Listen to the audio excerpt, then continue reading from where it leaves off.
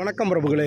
இன்றைக்கி நம்ம எங்கே இருக்கோம்னா சிவகங்கை மாவட்டம் கழுகர்கடை ஊராட்சிக்கு போகிற வழியில் தான் இருக்குது. அதான் கழுகர்கடை போகிற பாதை இது. பாருங்கள், பைபாஸு மதுரையிலேருந்து வர்ற ரோடு இது ஆமாம், அதிலேருந்து நேராக ராமேஸ்வரம் பரமக்குடி ராமபுரம் போகிற பாதை இதுதான்.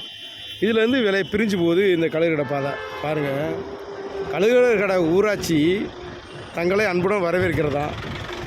ஆனால் கழுகர்கடை ஊராட்சியினுடைய போகிற வழியில் பாருங்கள், பஸ் ஸ்டாப் போட்டுருக்குங்க பாருங்கள். 4 கம்பை உண்டி தென்னங்கீத்தை போட்டு வச்சுருக்காங்க. பயணிகள் இங்கே வந்து உட்கார மாதிரி ஒரு நிழல் கூடையை கட்டி கொடுக்கலாம்ல.